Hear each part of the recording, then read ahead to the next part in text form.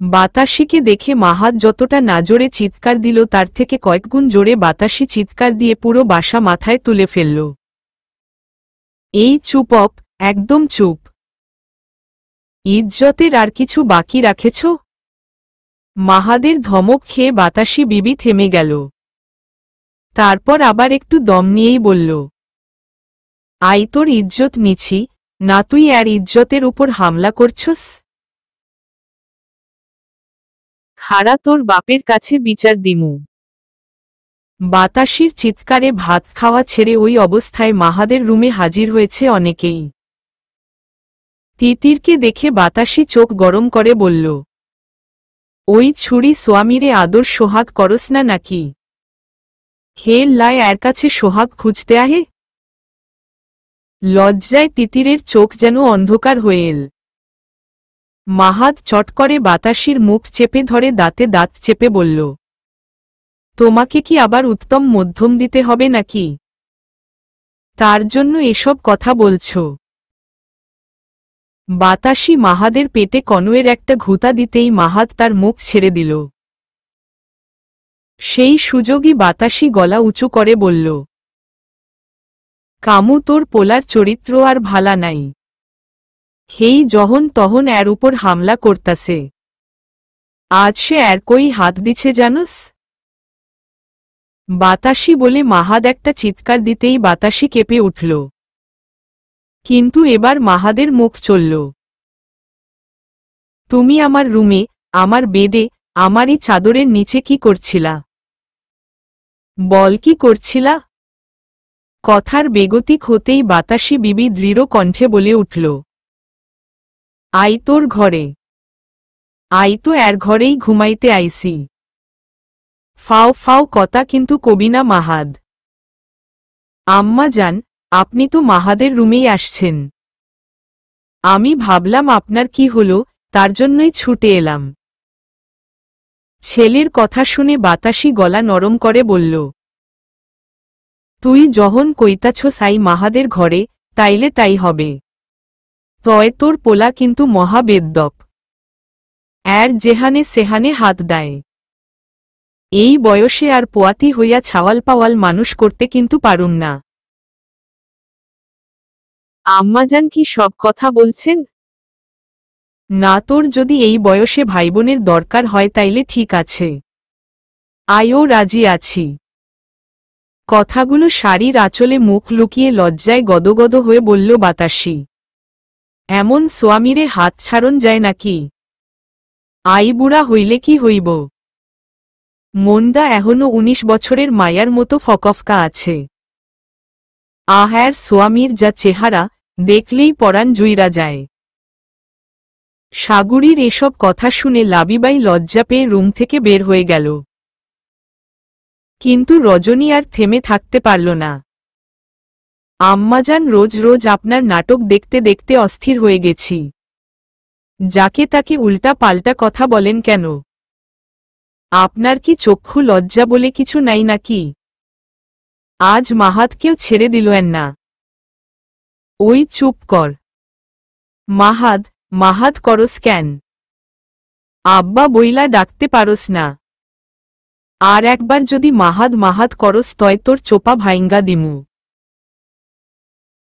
এগুলো নাটক দেখতে দেখতে আমার জীবন গেল বলেই নিসা রুম থেকে বের হয়ে গেল। সাথে সবাই বের হয়ে গেল। তিতিরও কেবল বের হতে যাবে এমন সময় বাতাসি আগ বাড়িয়ে তিতিরকে বলল, ওই ছুরি, আজ থেকে এর সোয়ামীরে আই দেখুম। তোর ছুরি। মাইয়াকে লইয়া দফা হইয়া যা। কথাগুলো বলে বাতাসি মাহাদের পায়ে হাত দিয়েই জোরে জোরে টিপতে লাগল। ব্যথায় মাহাদের চোখমুখ নীল হয়ে গেল। তিতির দৌড়ে এসে বাতাসির হাত ধরে বলল, দাদি কি করছেন? ওনার কষ্ট হচ্ছে তো। এবার মাহাদ খেপে গিয়ে বলল, অতিথিকে নিয়ে রুম থেকে বের হয়ে যাও তো। আজ এর ভীমরতিই ছুটাইব। বাহির থেকে দরজা লাগিয়ে দিবা। শুধু লাগিয়ে দিবা না, একদম চাবি মেরে দিবা। বাতাসি যেন কিছুতেই রুম থেকে বের হয়ে যেতে না পারে। আই তোরে ভয় পাই নাকি? পাওনা, তবে এখন পাইতে হবে বলেই মাহাদ বাতাসির হাত দুটো শক্ত করে ধরে, অন্য হাতে বাতাসির শাড়ির আঁচল ধরতেই বাতাসির পিলে চমকে উঠল। এই তুই কি সত্যই এর ইজ্জত মারবি নাকি বলেই মাহাদের সাথে ওর ধস্তাধস্তি শুরু হল। বাতাসি যতই উঠে যেতে চায় মাহাদ ততই ওকে শক্ত করে ধরে। মাহাদ এবার কঠিন গলায় বলে উঠল, তিতির যাও তো, বাহির থেকে দরজা লাগিয়ে দাও। আজ মাহাদ আর বাতাসির বাসর হবে।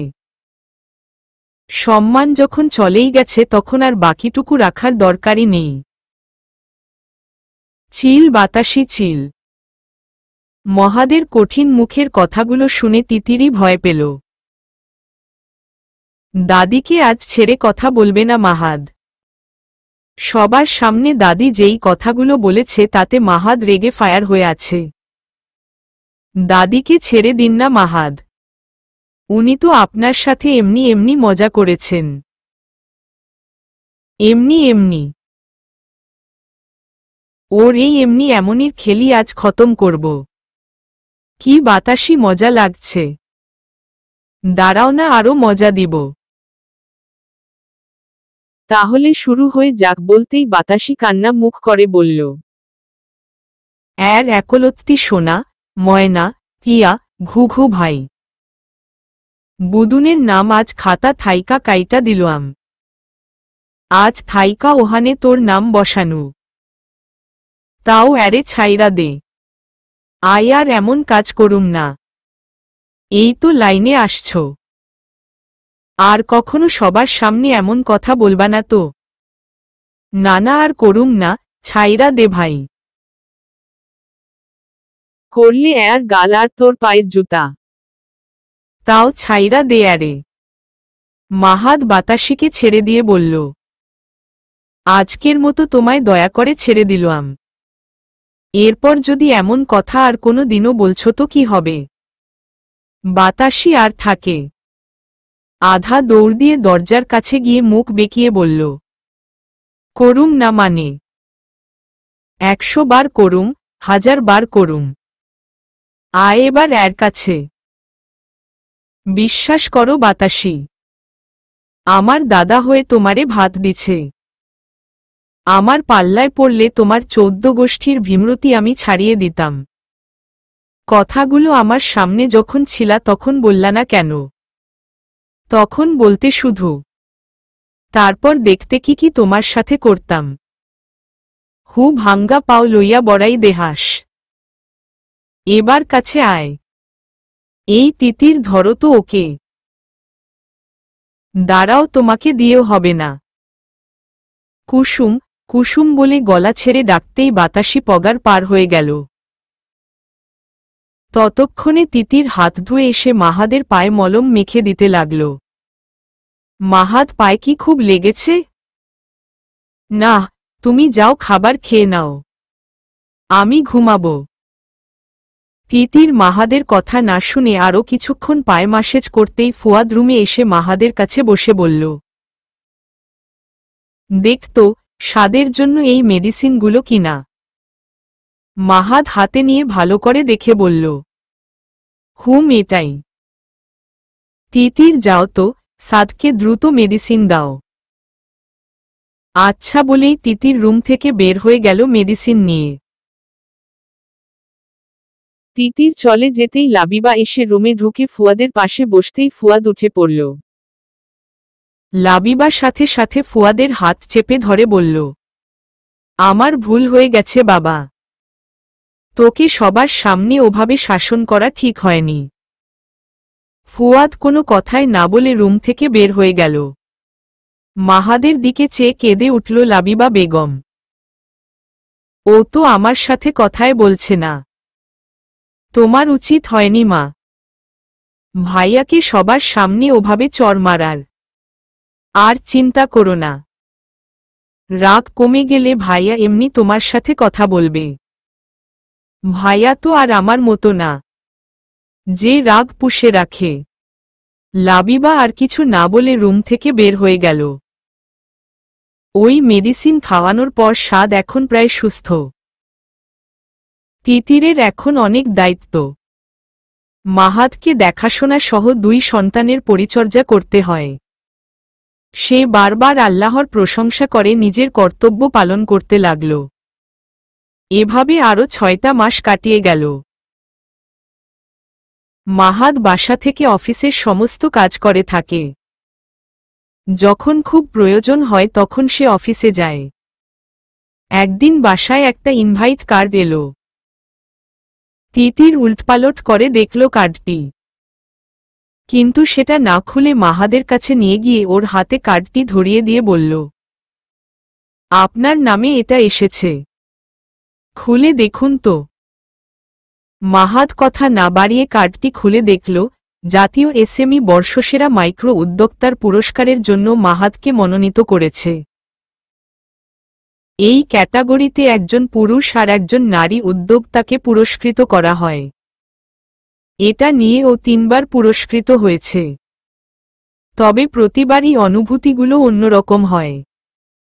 নিচে তারিখ দেওয়া আছে। মাহাদ এখনও পুরোপুরি সুস্থ হয়নি। হুইল চেয়ারে বসে থেকেই সব কাজ করতে হয়। অনুষ্ঠানে সপরিবারে সেখানে উপস্থিত হওয়ার নিমন্ত্রণ জানানো হয়েছে। দেখতে দেখতে সেই কাঙ্ক্ষিত দিনটি চলেই আসল। এক সন্ধ্যায় এর আয়োজন করা হয়েছে। বিকেলে মাহাদকে ঘুম থেকে জাগিয়ে ফ্রেশ করে এনে আসরের নামাজের জন্য প্রস্তুত করে দিয়ে সাদকে তুলে ওকেও প্রস্তুত করে 2 বাবা ছেলেকে একসাথে সালাতের জায়গা করে দিয়ে তিতির নিজেও অজু করতে গেল। তিতির খানিক বাদে বের হয়ে অতিথিকে ফ্রেশ করে দিয়ে পুরো পরিবারই মহান রব্বুল আলামিনের দরবারে দাঁড়াল। তারপর নামাজ শেষ করে 2 ছেলে মেয়েকে রেডি করে দিয়ে কুসুমকে ডেকে তার কাছে দিয়ে বলল, ওদের নিচে নিয়ে যাও। সবাই রুম থেকে বের হয়ে গেলে তিতির তার বরমশাইকে রেডি করতে লাগল। খুব যত্ন সহকারে প্যান্ট, শার্ট, টাই, ব্লেজার পরিয়ে দিল। তারপর বুকে ব্রোজ লাগিয়ে দিয়ে চিরুনি নিয়ে এসে চুলগুলো আছড়ে দিয়ে মাহাদকে রেডি করে বারবার দেখতে লাগল তিতির। মাহাদ হালকা একটু কাশি দিয়ে বলল, কি দেখছ? মাশা আল্লাহ, মাশা আল্লাহ, মাশা আল্লাহ। আপনাকে দেখতে অতি উত্তম লাগছে। কি ব্যাপার, দিন দিন এত সুন্দর হয়ে যাচ্ছেন কেন? তিতিরের কথা শুনে মাহাদ কিছুক্ষণ চুপ করে রইল। তারপর মুচকি হেসে বলল, কেন, তোমার বর কি আগে অসুন্দর ছিল, তাই এমন কথা বলছ? তিতির একদম মাহাদের কাছে গিয়ে মাহাদের কপালে একটা দীর্ঘ কিস করল। কিন্তু এতে মাহাদের মন ভরল না, বরং তিতিরকে ওর কাছে নিচে বসতে বলল। মাহাদের কথা অনুযায়ী তিতির চুপটি করে ফ্লোরে বসতেই মাহাদ ওকে আর ও কাছে টেনে এনে মন ভরে ভালোবাসার পরশ বুলিয়ে দিতে লাগল। একসময় তৃপ্তি মিটে গেলে তিতিরকে ছেড়ে দিয়ে বলল, যাও রেডি হয়ে নাও। তিতির উঠে গিয়ে বোরখাটা পরে রেডি হয়ে মাহাদকে নিয়ে রুমের বাহিরে এসে দেখল সজীব আর মিল্টন দাঁড়িয়ে আছে। সজীব এগিয়ে আসতেই তিতির মাহাদকে ছেড়ে দিয়ে কুসুমকে ডাক দিল।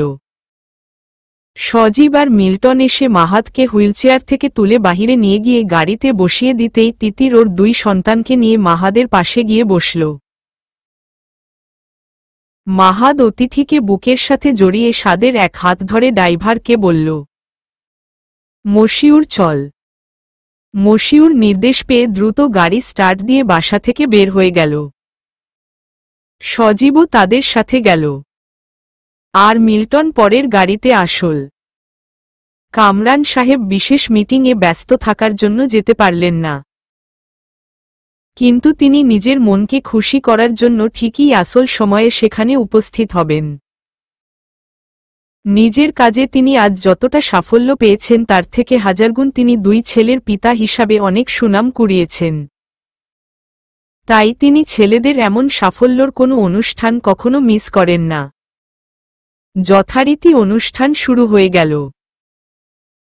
কর্মসংস্থান সৃষ্টি, উৎপাদনশীলতা বৃদ্ধি, আর্থিক নৈপুণ্য প্রদর্শন, পরিবেশবান্ধব পণ্য উৎপাদন ও সেবা প্রদান এবং আন্তর্জাতিক বাজারে প্রবেশের সুযোগ সৃষ্টির মাধ্যমে জাতীয় অর্থনীতিতে অবদান রাখছে সে সকল এসএমই উদ্যোক্তার সাফল্য গাথার চিত্র তুলে ধরা হল এবং সার্বজনীন স্বীকৃতি প্রদান করার জন্য তাদের মঞ্চে ডাকা হল। ফুয়াদ, নিসা, লাবিবা বেগম সহ রেজওয়ান এবং তার মা রূপালী বেগম উপস্থিত ছিল বিশাল হলরুমে। বাচ্চাদের রেখে তিতিরি মাহাতকে নিয়ে মঞ্চে এগিয়ে গেল। গত 2 বার মাহাত হেঁটে গিয়ে পুরস্কার নিয়েছিল, কিন্তু আজ ভাগ্য ফেরে হুইলচেয়ারে বসে পুরস্কার নিতে হচ্ছে। বর্ষসেরা মাইক্রো উদ্যোক্তা পুরুষ দেমো মাহাদ আহনাফ এবং মহিলা তাসনিম জামান নাম প্রকাশ করা হল। ততক্ষণে তিতির মাহাদকে মঞ্চে নিয়ে এসেছে। প্রধান অতিথির কাছ থেকে পুরস্কার নেওয়ার জন্য এবার তিতির ওর কারিশমা দেখাল। সে মাহাদকে হুইল চেয়ার থেকে ওঠানোর চেষ্টা করল। স্ত্রীর এমন চেষ্টায় মাহাদ নিচু গলায় বলল, তিতির, আমি কি পারব? ইনশাল্লাহ, আল্লাহ থাকতে ভয় কিসের বলে মাহাদকে পরপর 2 বার টেনে তোলার চেষ্টা করল। মিল্টন দ্রুত এসে হুইল চেয়ার শক্ত করে ধরেই বলল, ম্যাম, এবার চেষ্টা করেন। চেষ্টা কিসের? ওনাকে পারতে হবে। আল্লাহ আকবার বলেই শরীরের সমস্ত জোর দিয়ে মাহাদকে একটা হ্যাচকা টান দিয়েই দাঁড় করাল তিতির। মাহাদ বিসমিল্লাহির রহমান রাহিম বলে তিতিরের সাথে পা মিলে অনেক কষ্টে সামনে এগিয়ে গেল। তিতিরের এমন চেষ্টায় লাবিবা বেগম সবার মাঝখান থেকে উঠেই দাঁড়ালেন। দুচোখ দিয়ে তার অশ্রু ঝরছে। আর এমন সুখময় দৃশ্য কামরান সাহেব মেন দরজায় দাঁড়িয়ে থেকে উপভোগ করছেন। তার আসতে একটু লেট হয়ে গেলে কি হবে? আসল মুহূর্তে তিনি উপস্থিত হতে পেরেছেন, সেটাই বা কম কিসের? তিনি তার পুত্রবধূর উপর প্রচণ্ড আত্মবিশ্বাসী। স্যার এসেছেন বলেই কামরান সাহেবকে কিছু লোক নিয়ে গিয়ে প্রথম সারিতে বসালেন। হ্যাঁ, 3য়-বারের মতো মাহাদ আবার একটা প্রতিষ্ঠান থেকে পুরস্কৃত হল। স্ত্রীর কাঁধে ভর দিয়ে পুরস্কার গ্রহণ করল মাহাদ। মাহাদকে মাইক্রোফোন দেওয়া হলো কিছু বলার জন্য। মাইক্রোফোন হাতে নিয়ে মাহাদ প্রথমে আল্লাহ সুবহানাতালার প্রশংসা করে কিছু বক্তব্য দিল। শেষে পরিবারের সবার প্রশংসা করে মাইক্রোফোন দিয়ে দিল। এমন সময় তাসনিম জামান এসে মাহাদের দিকে হাত বাড়াতেই মাহাদ তাকে সালাম জানিয়ে অভিনন্দন জানাল। তাসনিম জামান হাসিমুখে সালামের জবাব দিয়ে বললেন, আপনি সত্যিই অনেক ভাগ্যবান এমন একটা স্ত্রী পেয়ে। যে স্ত্রী শুধু তার রব আল্লাহর উপরই ভরসা করেন, কোনো মানুষের উপর না।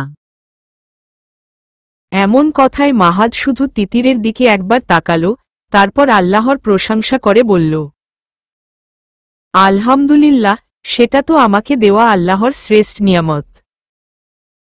আরও কিছু সময় সেখানে কাটিয়ে সেদিনের মতো সবাই বাসায় ফিরে আসল। রুমের সাথে লাগানো আর একটা সুন্দর ছোট্ট রুম বানানো হয়েছে। তিতির নিজ হাতে সুন্দর করে সাজিয়েছে রুমটি। এটা স্বাদের রুম।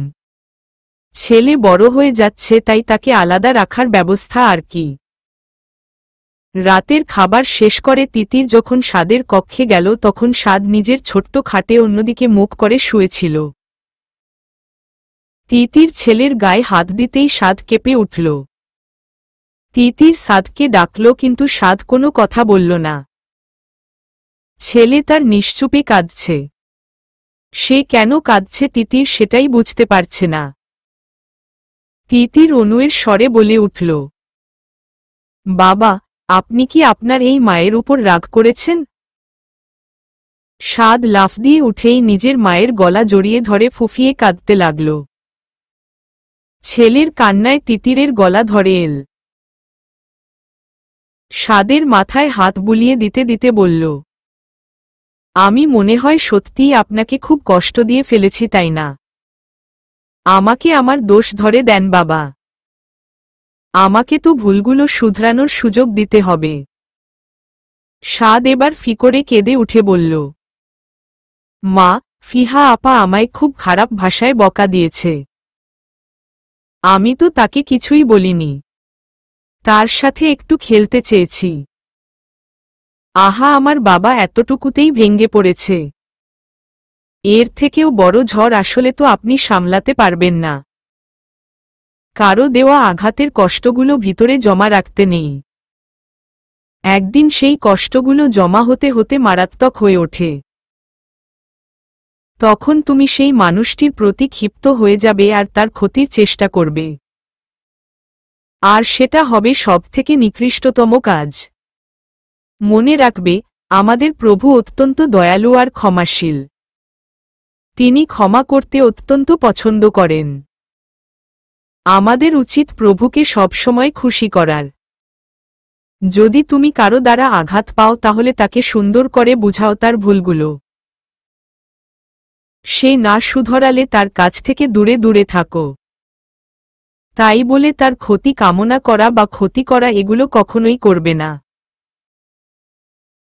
তার জন্য সবসময় আল্লাহর কাছে হেদায়াতের জন্য প্রার্থনা করবে। বুঝেছ বাবা? সাদ কোনো কথা না বলে মায়ের কোলে চুপটি করে রইল। একসময় ঘুমিয়ে পড়ল সে। তিতির বিছানাটি গুছিয়ে কেবল লাইট নিভাতে যাবে এমন সময় গোলাপের গা ঝিকিয়ে উঠল। সে এতক্ষণ ঘুমিয়েছিল। তিতির ব্যাপারটা লক্ষ্য করতেই গোলাপ লাফ দিয়ে উঠেই মাহাদের রুমে দিকে দৌড় দিল। তিতির আর আলো না নিভিয়ে রুম থেকে বের হয়ে মাহাদের কাছে যেতেই দেখল মাহাদ অবাক চোখে গোলাপের দিকে চেয়ে আছে। গোলাপ অতিথির কাছে বসে আলতো করে ওর গা ছুঁয়ে দিচ্ছে আর অতিথি খিলখিলিয়ে হাসছে। কিন্তু অবাক করার বিষয় হল, গোলাপ নিশ্চুপে অঝরে কেঁদেই চলছে। তিতির রুমে আসতেই মাহাদ ওর চোখ মুখের দিকে চেয়ে দেখে তিতিরের চোখ মুখ যেন ভয়ে চুপসে গেছে। মাহাদ পরিস্থিতি স্বাভাবিক করার জন্য গোলাপকে জোরে একটা ধমক দিয়ে বলল, এই ওখানে কি করছিস? এখানে আয়। মাহাদের ধমকের সাথে সাথে গোলাপ ও মাহাদকে হাউ হাউ করে জানিয়ে দিল সে এখন কিছুতেই যাবে না। এদিকে তিতির চোখ বড় বড় করে ভয়ার্ত কণ্ঠে বলে উঠল, ও এমন করছে কেন মাহাদ? মাহাদ নিজেও বিস্ময় হয়ে গেছে ওর আচরণে। মাহাদ একটু চুপ থেকে ওর চোখের দিকে তাকাতেই ও চোখ দুটি স্থির করে মাহাদের দিকে কিছুক্ষণ চেয়ে রইল। তারপর অতিথির কাছ থেকে উঠে মাহাদের কাছে গিয়ে ওর গা ঘেঁষে বসে পড়ল। গোলাপের গলায় হাত বুলিয়ে দিয়ে মাহাদ আদুরে স্বরে বলে উঠল, এমন করছিস কেন বাবা? মাহাদের মুখ থেকে কথা বের হতে সময় লাগল কিন্তু গোলাপের উঠতে দেরি হল না। এক দৌড়ে সাদের রুমের দিকে চলে গেল। তিতিরও ওর পিছে পিছে গিয়ে দেখল ও সাদের রুমেও যায়নি। ডাইনিং রুমের দরজা সামান্য খোলা ছিল। সেই ফাঁক দিয়েই গোলাপ ছুটে বাহিরে চলে গেল। তিতির দ্রুত ডাইনিং রুম পেরিয়ে দরজার কাছে যেতেই দেখল গোলাপ আবছা অন্ধকারের মধ্য পা দিয়ে মাটি খুঁড়ছে। তিতির দৌড়ে ওর কাছে গিয়ে দাঁড়িয়ে রইল। মাসখানেক হল কামরান সাহেব নিজের হাতে এখানে একটা বকুল ফুলের গাছ লাগিয়েছেন।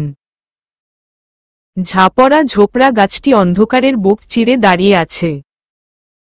তার নিচে হন্তদন্ত হয়ে গোলাপ তার কাজ চালিয়ে যাচ্ছে।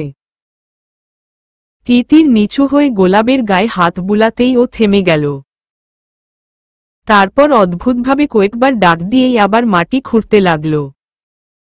গোলাপ চলে আয় বলে তিতির উঠে বাসার দিকে আসতেই মনে হলো ওর কাপড় কেউ পিছন দিক থেকে টেনে ধরে আছে। তিতির পিছন ফিরে দেখল গোলাপ ওর কামিজ কামড়ে ধরে আছে। কি হয়েছে তোর বলতেই গোলাপ আবার দৌড়ে গিয়ে মাটি খুঁড়তে লাগল। এবার তিতির বেশ রেগে গিয়ে ওকে টেনে বাসার ভিতর নিয়ে এল। পুরো শরীর মাটি দিয়ে মাখিয়ে ফেলেছে। তাই ওকে বাথরুমে নিয়ে গিয়ে পরিষ্কার করে টাওয়াল দিয়ে মুছে বের করে দিতেই ও দৌড়ে বাতাসি বিবির রুমের কাছে গিয়ে দরজা খোলার চেষ্টা করতে লাগল। নান্নুর মাকে ডেকে তিতির গোলাপকে নিয়ে যেতে বলল। তারপর বাতাসির রুমের জানালা দিয়ে উকি দিতেই ওর চোখ স্থির হয়ে গেল। কুসুম ওর ব্যাগ থেকে নানান শিকড় বাকড় বের করছে, সাথে একটা চুঙ্গার মতো জিনিস বের করে বাতাসির দিকে চেয়ে মুচকি হেসে উঠল। কি দাদি, আপনি রেডি তো? চিল্লাচাটি করবেন না তো? বাতাসি ঢোক গিলে ভয়ে ভয়ে বলল। হ্যাঁ রে সাবিনা। থুড়ি সাবিনার নাম লই কেন? হেই তো ময়রা ভূত হইয়া গেছে গা। তা কুসুম এর বাতের বেদনা কি ভালা হইয়া যাব? আর সাবিনার ভূত কি এরে আর জ্বালাইতে আইব না? না না দাদি, কি কন? এই বিষয়ে সেই স্পেশালিস্ট। দেখেন কি করি। কাল থাইকা সিঁড়ি দিয়ে দৌড়াবেন আর ঝাঁপ মারবেন বলে কুসুম বাতাসির পায়ে হাত দিল। সাথে সাথে বাতাসি ওর পরনের শাড়ি খানা একটু উঁচুতে তুলে ধরতেই কুসুম নতুন ধারালো ব্লেড দিয়ে বাতাসির পায়ের পিছন দিকে সামান্য কেটে দিয়ে তাতে চঙ্গা লাগিয়েই জোরে চোষক দিল কুসুম। পাক্কা বাইদান্নি এই মাইয়া বলেই বাতাসি আধা চিৎকুর দিয়া বলতে লাগল। ওই মাইয়া আরে মাইরা ফেলবি নাকি? এত লাগতেছে কেন? আরে দাদি খারান, কথা কইয়েন না তো। এবার বাতাসি বিবি চুপ হয়ে ঘাপটি মেরেছে রইল কুসুমের পানে। তিতির সেটা দেখেই দরজা ধাক্কাইতে লাগল। এই মেয়ে, দরজা খোল বলছি। তুমি দাদির সাথে কি করছো? খোল বলছি, দরজা খোল। কুসুম আর বাতাসি দুজনই হতবম্ব হয়ে যায় তিতিরের ডাকে। কুসুম ভয় উঠতে গিয়ে ওর হাতে থাকা ধারালো নতুন ব্লেডের ফোঁচ লেগে অনেকখানি জায়গা কেটে গিয়ে রক্ত পড়তে লাগল বাতাসির। কুসুম ভয়ে দরজা খুলে চুপ করে দাঁড়িয়ে রইল। আর এদিকে বাতাসি বিবি শাড়ি একটু উঁচু করে ওভাবেই দাঁড়িয়ে আছে। তিতির দ্রুত একটা কাপড় নিয়ে গিয়ে বাতাসির কাটা জায়গাটা চেপে ধরল।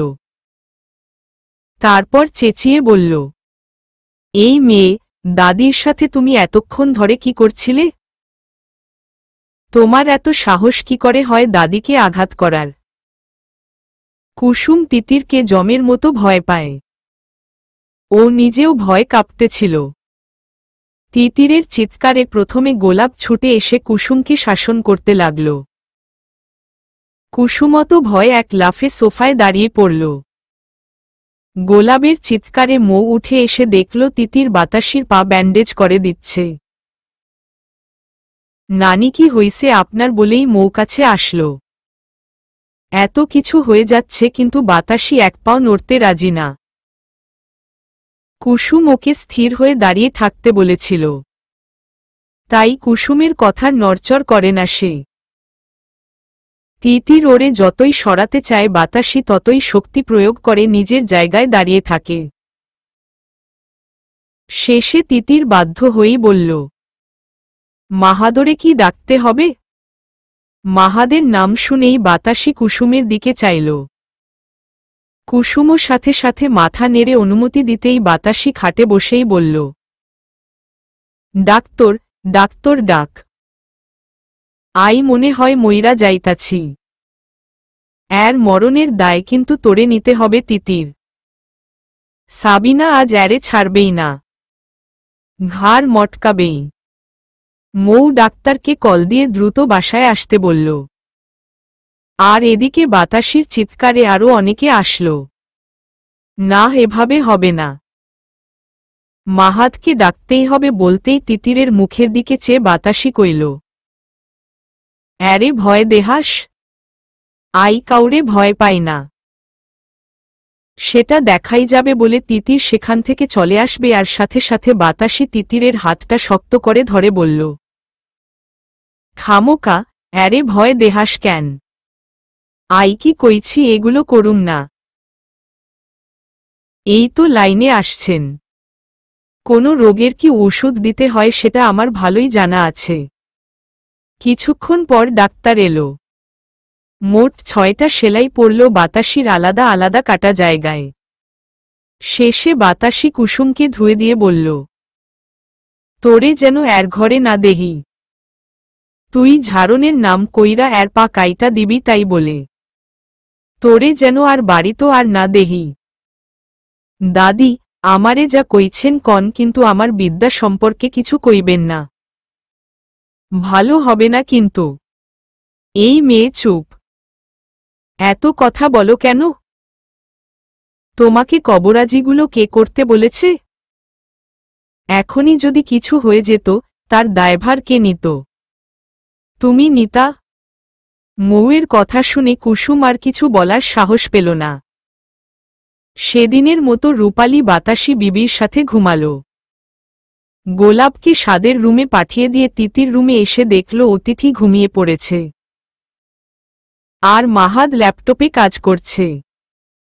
তিতির কাপড় চেঞ্জ এবং অজু করে মাহাদের কাছে আসতেই মাহাদ জিজ্ঞাসা করল, বাসায় এত চিৎকার চেঁচামেচি কেন? কিছু কি হয়েছে তিতির? অনেক কাজ হয়েছে আপনার বলে মাহাদের কাছ থেকে তিতির ল্যাপটপটা জোর করে কেড়ে নিয়ে বন্ধ করে জায়গা মতো রাখতেই মাহাদ বিরক্তির সুরে কপালে ভাঁজ টেনে বলল, বউ জরুরি কাজ আছে তো। এক্ষুনি ল্যাপটপটা দাও। না, কোনো কাজ নয়। যা কাজ আছে সকালে করবেন। এখন ওঠেন, চুপচাপ ঘুমাবেন, চলেন। ওয়াশরুমে যাবেন? মাহাদ জোরে একটা দীর্ঘশ্বাস ফেলে নরম গলায় বলল, কাজটা খুব জরুরি। না, এখন তো কোনো কাজই না। ডাক্তারের নিষেধ আছে। আগে পুরোপুরি সুস্থ হন, তারপর যত খুশি তত কাজ করবেন। এখন আপাতত ঘুম। ওঠেন ওঠেন। বাতাসির কি হয়েছে তিতির? কথাটি গম্ভীর মুখে বলে উঠল মাহাদ। তিতির মাহাদের কথার জবাব না দিয়ে প্রশ্ন ছুড়ে মারল মাহাদের দিকে, এই কুসুম মেয়েটিকে আপনি কোথায় থেকে পেয়েছেন বলেন তো? ওকে মেয়ে বললেও ভুল হবে। সে দাদির উপর তার কবিরাজি খাটাইতে গেছে বলে সবকিছু খুলে বলল তিতির। তিতিরের সব কথা শুনে মাহাদ মুচকি হেসে বলল, কুসুমদের পূর্বপুরুষ সাপুড়ে ছিল, যাদের পেশাই সাপ ধরা আর মানুষদের চিকিৎসা করা। ও যেটা করেছে সেটা ওদের রীতিতে এক ধরনের চিকিৎসা। অনেক কবিরাজ দেখা হয়ে গেছে আমার। আপনি জানেন দাদির কতটা পা কেটে গেছে? আপনি দেখলে আর এসব কথা বলতে পারতেন না। আমি যা জানি তোমাকে ততটুকুই জানালাম বলে মাহাদ শুয়ে পড়ল। মাহাদের এমন নীরব ব্যবহার তিতিরের কাছে ভালো ঠেকল না। তাই ও বেডে না গিয়ে দাঁড়িয়ে রইল। মাহাদ এবার পাশ ফিরে ঘুমিয়ে পড়ল। তিতির আরও কিছুক্ষণ অপেক্ষা করে বিছানায় গিয়ে কেবল শুয়েছে, এমন সময় চট করে পল্ট ফিরেই তিতিরকে ঝাপটে ধরল মাহাদ। তিতির এটারই ভয় করছিল। আজ যদি মাহাদ ওকে ধরে তাহলে বিধ্বস্ত করে ছাড়বে, কারণ ওকে ওর কাজ করতে দেওয়া হয়নি। মাহাদ ও তিতির দুজন দুজনকে সীমাহীন ভালোবাসে। সেটা ওদের চোখের ভাষায় বারবার প্রমাণিত হয়। কিন্তু আজ ওরা কেউই সামনাসামনি বলছে না ভালোবাসার কথা। কিছু কিছু সম্পর্ক বোধ হয় এরকমই হয়, যেখানে ভালোবাসি কথাটা বলার প্রয়োজন হয় না, কিন্তু একে অপরের প্রতি থাকে শ্রদ্ধা ও অপার ভালোবাসা। মাহাদ তিতিরের কপালে একের পর এক ভালোবাসার চিহ্ন আঁকতে লাগল। তারপরই তিতিরের ঠোঁট দুটো ওর ঠোঁটে মিশে যায়। মাহাদ যখন তিতিরের কাপড় খুলতে ব্যস্ত ছিল তখন তিতির মাহাদকে থামিয়ে দিয়ে বলল, আপনি জানেন আমাদের নগ্নতা হতে বেঁচে থাকা উচিত, কেননা আমাদের সাথে এমন সঙ্গী আছেন কিরামান কাতিবিন, যারা প্রসাব পায়খানা ও স্বামী স্ত্রীর একত্রে মিলন হওয়া ছাড়া তারা অন্য কোনো সময় আমাদের হতে আলাদা হন না। সুতরাং আমাদের তাদের লজ্জা করা উচিত এবং সম্মান করা উচিত। তার থেকে বড় কথা আমাদের আল্লাহকে লজ্জা করা উচিত।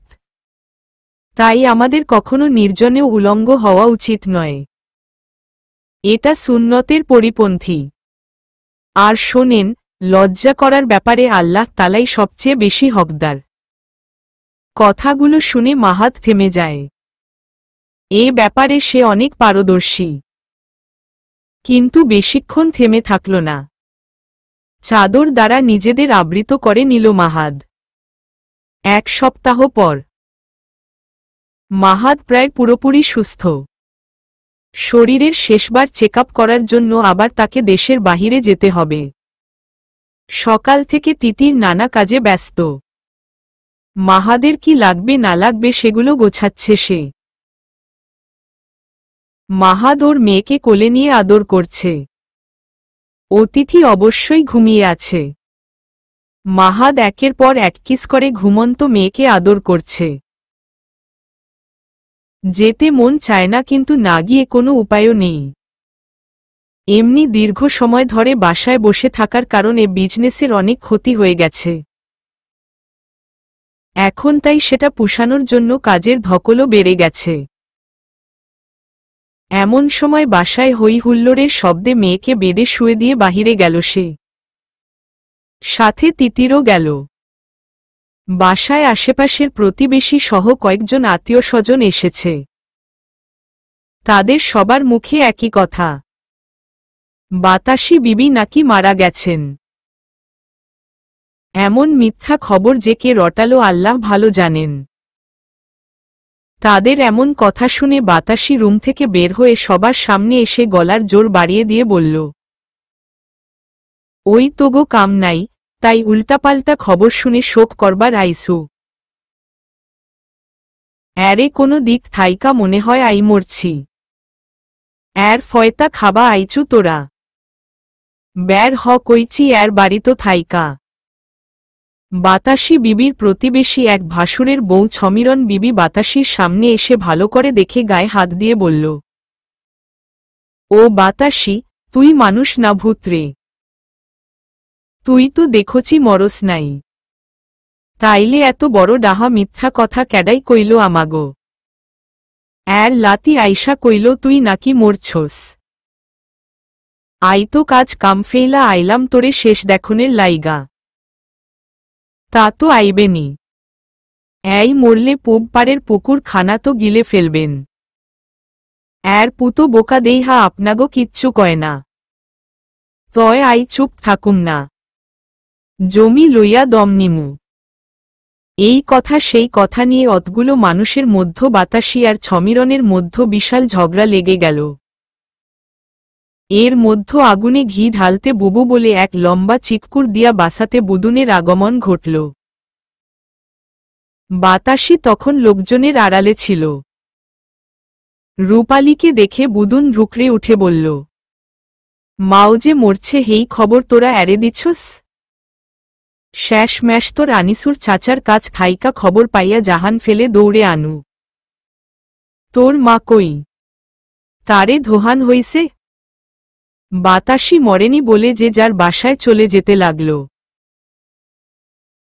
আর এদিকে বাতাসি চোখ গরম করে বুদনের দিকে চেয়ে আছে। বুদুন তো এক ডোকরণে আছে। রূপালী ইশারায় বারবার মামাকে থামতে বলছে, কিন্তু বুদুন বুঝতে না পেরে রূপালীকে ধমক দিয়ে বলল, বোনরা মরছে আর তুই এরে কানবার দিতে চাস না। বুবু তো ঠিকই কইতো শত্রু পয়দা করছে হেই। মামু জুতাপেটা না খাইতে চাইলে এখনই ভাগেন। আম্মাজানের দিকে একবার চেয়ে দেখেন। সে আসলো বলে। কথাগুলো রূপালী বলতেই বুদুন হিসহিস করে উঠে বলল, বেহুদ্দা মাইয়া, মরা মাউক লিয়ে এর সাথ মস্করা করস। ও বুবু এরে ছাইরা তুমি কই গেলা? কথাটা কেবল বলেছে বুদুন এমন সময় বাতাসি বিবি সামনে এসে বলল, ভাই এরে ডাকস তুই? কব্বর দেওনের লাইগা আইছস? তা তগো বৌরা আসেনি। বাতাসিকে দেখে বুদুন ভূত দেখার মতো চমকে উঠল। এডা আমি কারে দেখনু? ও রূপালী, তোর মা এত তাড়াতাড়ি ভূত হইয়া গেল? ওই নান্নুর মায় ঝাড়ুডা আনত। হারামজাদা, বাইনঞ্চুত তাই তো কই, ওই আনিসুল্লাহ এর বাড়ির এত খবর কেমনে পায়? তুই সব কথা ওরে কষ্টাই লয়। 10 দিন আগে এরে রাস্তায় পাইয়া কত কথা কইল। এত কথা হেই পাইল কই তো থাইকা? কথাগুলা চিন্তা করতে করতে এর মাথার চুল যেকনা কাঁচা ছিল সেকনাও পাইকা গেছে। কুত্তা, তোরে সেদিন এত শায়েস্তা করছি তাও সোজা হইলি না। তুই এর শত্রুর সাথ হাত মিলাইছস। খারা, ক্যারে নান্নুর মাও কথা শুনতে পাসনি? ঝাঁটা কই ঝাঁটা? আজ এরে 10-এর কান্দত তুলুম। বাতাসি আজ ভয়ানকভাবে বুদুনরে পাকোড়াও করেছে। শেষে এসব দেখে মাহাদ নিচে ছুটে যেতেই বুদুন মাহাদরে জড়িয়ে ধরে বলল, বাঁচা ভাই অ্যারে, তোর দাদি এত বজ্জাত মহিলা হেইডা আই জানতাম না। ভালোর জন্য আইলাম আর এখন অ্যারেই মারে। আনসুর ভাই, তাইলে অ্যারে মিথ্যা কথা কইয়া এমন ফাসান ফাসাব? মাহাদ বাতাসিকে ধরে শান্ত গলায় বলল, দাদি, আজ আমি বাহিরে যাচ্ছি আর তুমি ঝগড়া শুরু করে দিলয়া। এটা কি ঠিক? বাসা থেকেই যদি বের হই এত ঝামেলা শুনে তাহলে বাহিরে সাফল্য আসবে? কথাগুলো শুনে বাতাসি চুপ করে গেল। তারপর গলা বাড়িয়ে বলল, এর সোয়ামীর জন্য আজ তুই বাইচা গেলি বুদুইন না। তয় আইছস যহন তহন ভাত গিলা যা। বুদুন যেন হাফ ছেড়ে বাঁচল। সে মাহাদকে জিজ্ঞাসা করল, কই যাস ভাই? অ্যারেও বাড়ি তো থাইকা বার হওয়া অবধি তোর সাথে রাখো। তোর দাদির যা ভীমরতি, আজ অ্যারে কয় 10-এর কান্দত তুলবে নাকি? অ্যাডা কোনো কথা কইল বুবু? বলে চোখ মুছল বুদুন। আরে দাদা, এত চিন্তা করছেন কেন? আমি আছি না। মা দাদাকে খাবার দাও তো বলেই মাহাদ উপরে চলে গেল। সাদের স্কুল আছে তাই সাদ সকালে বেরিয়ে গেছে। বাসার সবাইকে বিদায় জানিয়ে মাহাদ গাড়িতে উঠল। সাথে তিতির, অতিথি, গোলাপ, ফুয়াদ সহ মিল্টন আর সাজিত এয়ারপোর্ট অবধি গেল। সেলিব্রিটিরা কোথায় যায় কি করে সব যেন মিডিয়ার লোক আগে থেকেই খোঁজ নিয়ে রাখে। গাড়ি থেকে অতিথিকে নিয়ে নামতেই একদল সাংবাদিক মাহাদকে ঘিরে ধরল। তারপর প্রশ্ন করতে শুরু করল, কোথায় যাচ্ছে, কি করছে, সাবিনার ব্যাপারে সহ অনেক প্রশ্ন। এমন সময় অতিথি ওর বাবার দিকে চেয়ে বাবা, বাবা বলে ডেকে উঠল। মাহাদ সাথে সাথে মেয়ের দিকে চেয়ে মুচকি হেসে কপালে কয়েকবার কিস করতেই একজন বলে উঠল, স্যার, আপনার মেয়ের নাম? অতিথি বিনতে মাহাদ। মিল্টন আর সাজিত ভিড় ঠেলে মাহাদকে নিয়ে গেল অন্যদিকে। মাহাদ অতিথিকে পাজা কোল করে ওর গালে বারবার কিস করতে লাগল। বাবার এত আদর যে সেটাই অতিথির জন্য শেষ আদর ছিল সেটা কেউই জানত না। ও নিজেও জানে না ওর প্রিয় বাবাটাকে আর সে উঠে পারবে না কোনো দিনই। একটু পর ফুয়াদ আর তিতির আসলে মাহাদ অতিথিকে কোলে দেওয়ার পর গোলাপ মাহাদের কাছে আসল। ইদানিং সে অতিথির কাছে একদমই আসে না।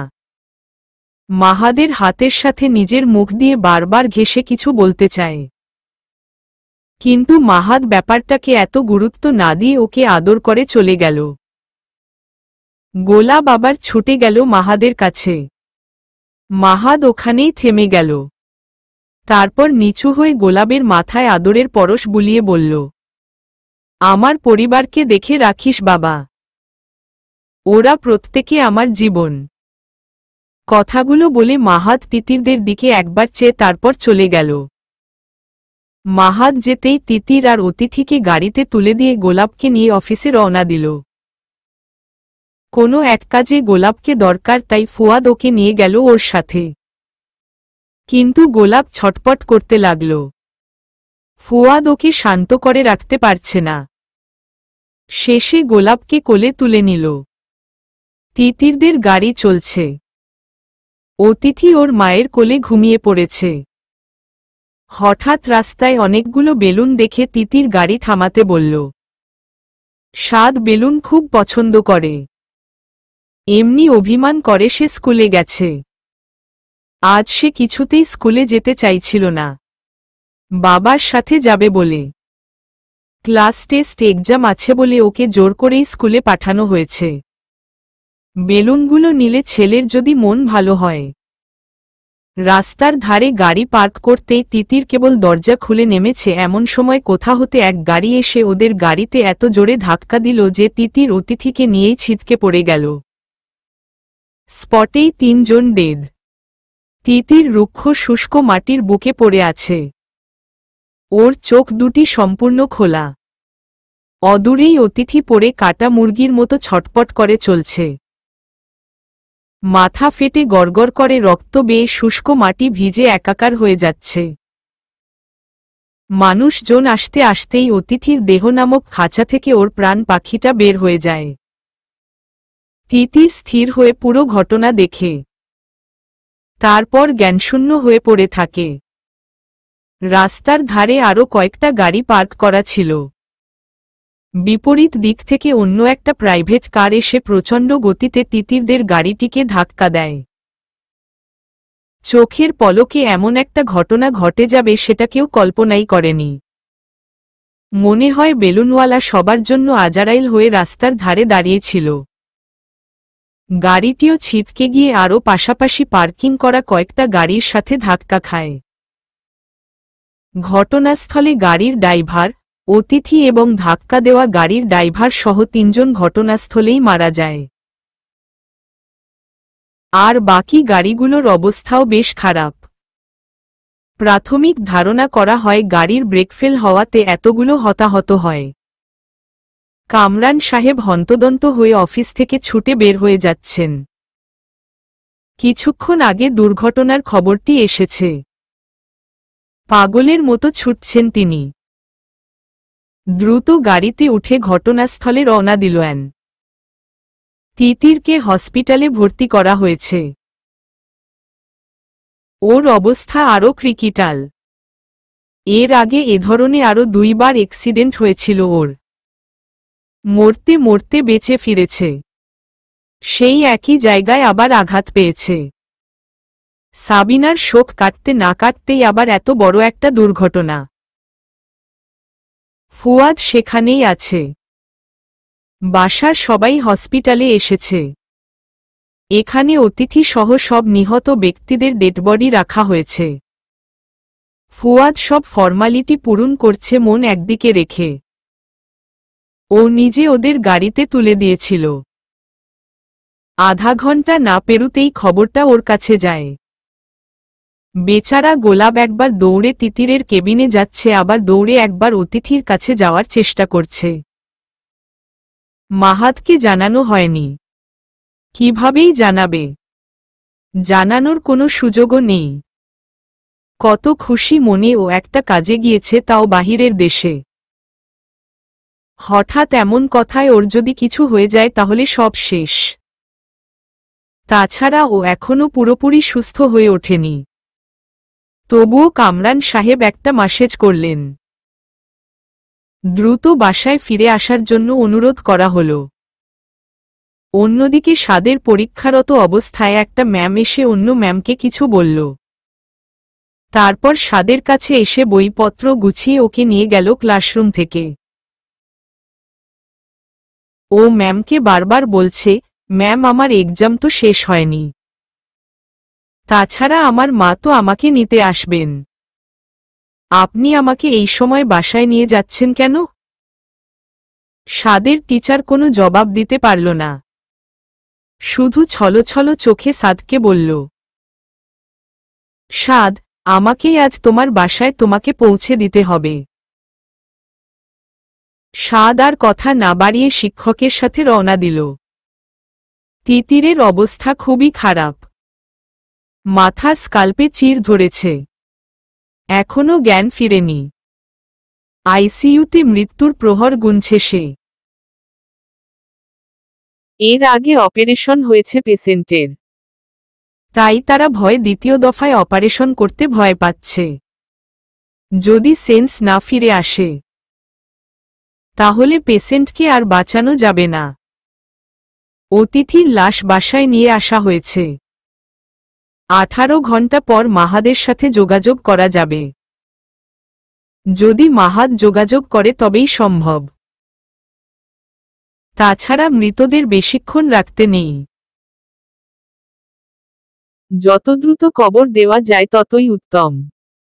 মাগরিবের নামাজের পর কবর দেওয়া হবে, এমনই সিদ্ধান্ত নিলেন কামরান সাহেব।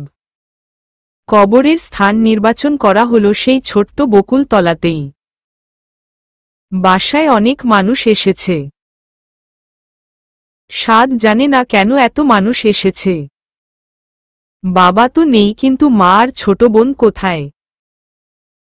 সে কাউকে কিছু না বলে মা আর বোনকে খুঁজেই চলছে। নিসা সাদকে কোলে নিয়ে আছে। বড় মাকে সে যথেষ্ট ভয় পায়, তাই কিছু বলার সাহসও পাচ্ছে না। কোনো কাজে বড়মা চলে গেলে দৌড়ে নিজেদের রুমে গিয়ে মাকে খুঁজছে। শেষে ওর দাদির কাছে গিয়ে কাঁদো কাঁদো স্বরে বলেই ফেলল, দাদি যান, মা কোথায়? অথি কোথায়? ওনারা কই গিয়েছেন আমাকে একা ফেলে? আমার কষ্ট হচ্ছে। লাবিবার চোখ দিয়ে টপটপ করে অশ্রু ঝরছে। দ্রুত চোখ মুছে বলল, একটা কাজে বাহিরে গেছে সাদ, সময় হলে চলে আসবে। চল তোমাকে খাবার দেই। না দাদি যান, মা আসুক। কথাগুলো বলেই দাদির বুকে মুখ লুকিয়ে ফুফিয়ে কেঁদে উঠল সাদ। সেই সকালে মাকে দেখেছে, এখন পর্যন্ত এলো না। আর বাসায় এত মানুষ কেন? এভাবে আরো সময় কাটল, কিন্তু মা বা অতিথি কেউ এলো না। ও তো আর জানে না ওর আদরের অতিথি আর নেই। সাদ রুমে একা।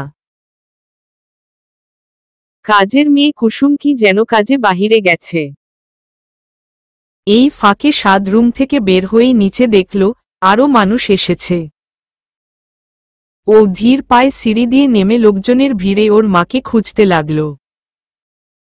এমন সময় কেউ যেন বলে উঠল, অতিথিকে ওই রুমে রাখা হয়েছে। সেটা শুনেই সাদ খুশি হয়ে সে রুমের দিকে পা বাড়াল। সবাই নিজেদের কাজে ব্যস্ত, তাই ওই রুমে কে গেল আর না গেল সেটা কেউ দেখল না। অতিথিকে গোসল করে কাফন পরিয়ে রাখা হয়েছে। সাদ বুঝতে পারল না সেটা কি। তার বোন কই? সে বের হয়ে এসে দাদাকে খুঁজতে লাগল। এদিকে কুসুমও পাগলের মতো সাদকে খুঁজেই চলছে। বড় আম্মা যদি জানে সাদকে পাওয়া যাচ্ছে না তাহলে আমাকে মেরাই ফেলবে, বলবে তোর আর বাঁচারই অধিকার নেই। একসময় দেখল সাদ ওর দাদাজানের আঙ্গুল ধরে আছে। হাফ ছেড়ে বাঁচল কুসুম। দ্রুত এগিয়ে যেতেই ফুয়াদ এসে সাদকে কোলে নিয়ে বলল, বাবা চল মাগরিবের সালাত আদায় করি। সাদকে নিয়ে ফুয়াদ চলে গেল। সাদ খুব কম কথা বলে, তবুও মাকে না পেয়ে অসহ্য হয়ে বলেই উঠল, বড় বাবা, আমার মা কই? অথিও নাই। ফুয়াদ কথার কোনো জবাব না দিয়ে ওকে নিয়ে নামাজ আদায় করতে গেল। নামাজ পড়েই কবর দেওয়া হবে। বড় বাবার সাথে সালাত আদায় করেই দুহাত তুলে আল্লাহকে নালিশ জানাল, আল্লাহ আমার মা কোথায়? তিনি কোথায় গেছেন? এতটুকু বলেই দ্রুত বের হয়ে এসে সামনে রাখার খাটিয়ার কাছে যায়। কারণ ও শুনেছিল ওর ভিতর অতিথিকে নাকি রাখা হয়েছে। সাদ মৃত্যুর সাথে একদম পরিচিত না। জীবনে প্রথম এত বড় দোলনা দেখল সে। খাটিয়াকে দোলনায় ভাবল। সবাই মাগরিবের সালাত আদায় করতে ব্যস্ত, আর এই সুযোগে ও জুতা খুলে খাটিয়াতে উঠে পাশে বসে কাপড় সরিয়ে দেখল সত্যি অতিথি ঘুমিয়ে আছে, যেমনটা ও দোলনাতে শুয়ে থাকে। অথি, আজ থেকে তো তোমার সাথে আমিও ঘুমাতে পারব। অনেক বড় তোমার দোলনা। কথাগুলো বলেই ছোট বোনকে ওর কোলের উপর রেখে গালে কয়েকবার চুমু খেয়ে বলল, আমি তোমাকে কত খুঁজেছি জানো? মা কোথায় আছে তুমি জানো? মাকে তো আমি খুঁজেই পাচ্ছি না। এরা দুই ভাইবোনই আজ বাবা মা ছাড়া যেন একেবারে অসহায়। আপন বলে আশেপাশে কাউকে খুঁজে পাচ্ছে না। কিন্তু সাদ ভাবল অতিথি তো ঘুমিয়ে আছে। সে বোনের গালে আবার চুমু খেয়ে বুকের সাথে জড়িয়ে ধরে খাটিয়ার মধ্যেই বসে রইল। কেউ নেই আশেপাশে। তার মানে তাকেই তার বোনকে দেখে রাখতে হবে। মা তো নেই অথি। তুমি আর কতক্ষণ ঘুমিয়া থাকবা আপু? হঠাৎ একটা লোক খাটিয়ার ভিতর সাদকে দেখে ভয় এত জোরে চিৎকার দিল যে বাসার সবাই যে যেখানে ছিল সেখানে এসে দাঁড়িয়ে সাদকে ওই অবস্থায় দেখল। ফুয়াদের তো পুরো শরীরে হিমশীতল বাতাস বয়ে গেল। সাদও তো তার সাথেই ছিল, তাহলে এখানে ও কেমন করে আসলো? আর জানলই বা কেমন করে এখানে অতিথিকে রাখা হয়েছে? কামরান সাহেব দৌড়ে এলো। সাথে আরো দুজন এলো। সাদ অতিথিকে ছেড়ে দাও বলতেই দুজন লোক ওর কোল থেকে অতিথিকে নিল। সাদ এবার কেঁদেই উঠল, অথিকে কই নিয়ে যাচ্ছেন? কামরান সাহেব এসে সাদকে বুকে জড়িয়ে নিয়ে দ্রুত সেখান থেকে সরে পড়ল। সমস্যা হল জানাজার সময় মাহাদ নেই, একমাত্র সাদ আছে। ওর পরিবার থেকে এই একজনই পুরুষ রয়েছে, তাই ওকেও জানায় সামিল করা হল। কারণ সে উত্তমরূপী সালাত আদায় করতে পারে। সাদের কাছে বোনও নেই, মাও নেই, তাই নিঃশব্দে কেঁদেই চলছে সাদ। সে বুঝতেই পারছে না তার ঘুমন্ত বোনটাকে নিয়ে এরা কোনো খেলায় মেতে উঠেছে। অতিথিকে যখন কবরে নামানো হলো তখন সাদ ছটপট করতে লাগল।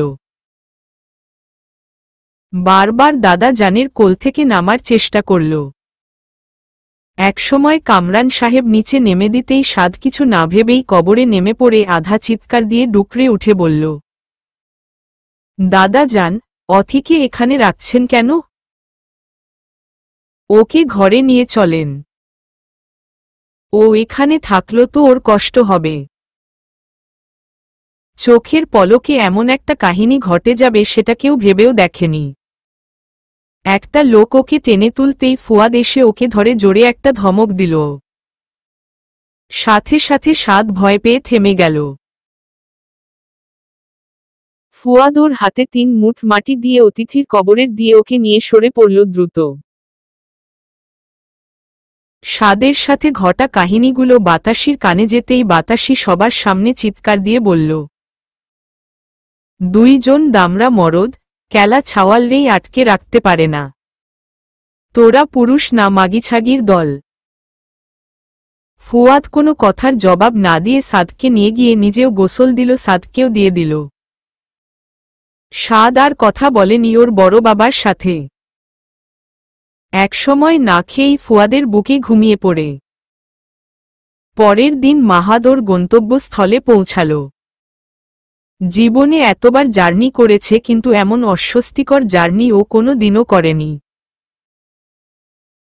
প্লেনে বুকের ভিতর সমস্যা হয়েছিল, সেখানেই ওর প্রাথমিক চিকিৎসাও করা হয়েছিল। মোবাইল ফোন ফ্লাইট মোডে ছিল, তাই কারো সাথে যোগাযোগ করতে পারেনি। নতুন সিম ভরে ডাটা অন হতেই একের পর এক মেসেজ এসে ভিড় জমাল।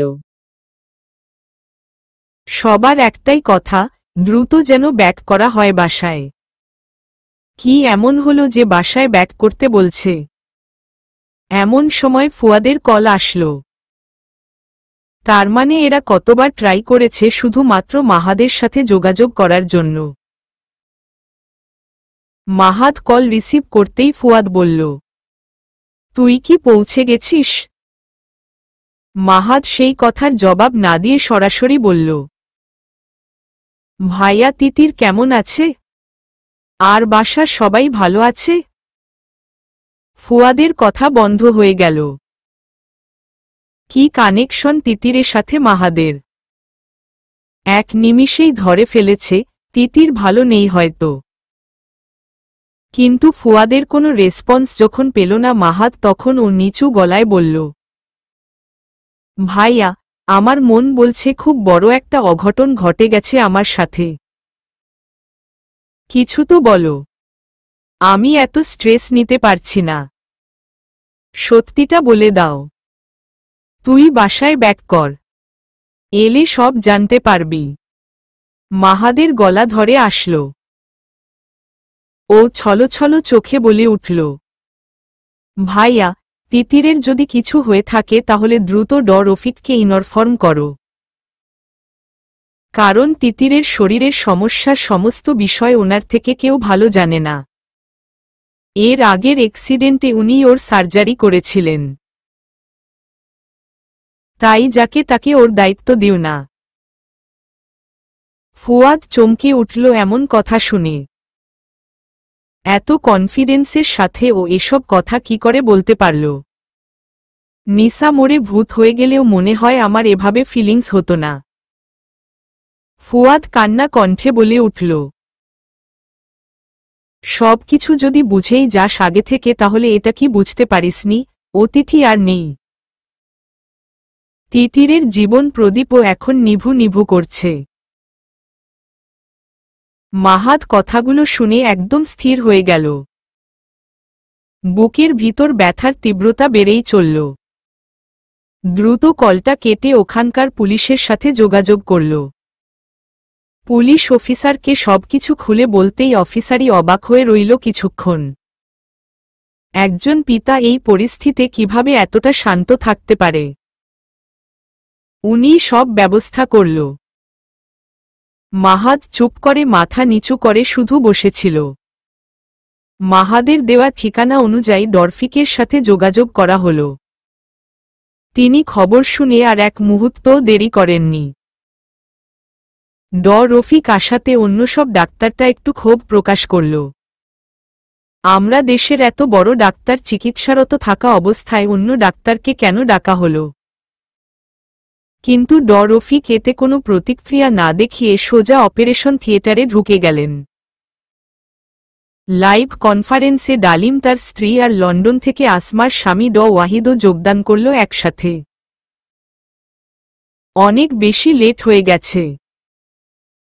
আগের ডাক্তারগণ ধরতেই পারেনি আসল সমস্যা। প্রায় 7 ঘন্টা অপারেশন চলল। তারপর রফিক বের হয়ে এসে বললেন, দোয়া করেন সবাই। আমার চিন্তা হচ্ছে মেয়েটা বেঁচে গেলে ওর কিছু একটা শারীরিক দিক দিয়ে ক্ষতি হয়ে যেতে পারে। বিশেষ করে মাথায় 3 বার বড় ধরনের আঘাত পেল। এর প্রভাব তো পড়বেই। জ্ঞান ফিরতে দেরি হবে।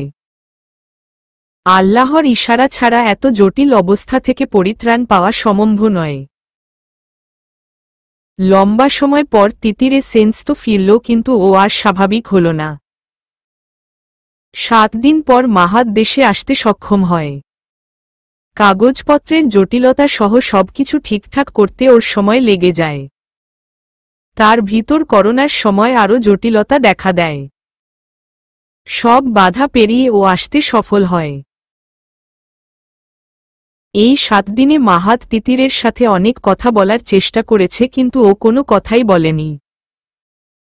মানসিক রোগী হয়ে গেছে সে। শুধু বুকের কাছে অতিথিকে খোঁজে। অজান্তেই মেয়েকে ফিডিং করাতে যায়। চোখের নিচে কালো দাগ পড়ে গেছে। তেমন কোনো হুঁশও থাকে না। দিনরাতের বেশিরভাগ সময় ঘুমিয়েই থাকে। এখনও হসপিটালেই রয়েছে। সেদিন ফুয়াদ এসেছিল ওকে দেখতে। ফুয়াদকে দেখেই মাহাদ ভেবে জড়িয়ে ধরতে গিয়েছিল। লাবিবার সাথে সাথে তিতিরকে ধরে ফেলে। লজ্জায় ফুয়াদ আর সামনেই আসেনি। তিতির সাদকেও যেন আর চিনে না। সাদ যে ওর আর একটা সন্তান সেটা ওর মধ্যে কোনো ফিলিংসই নেই।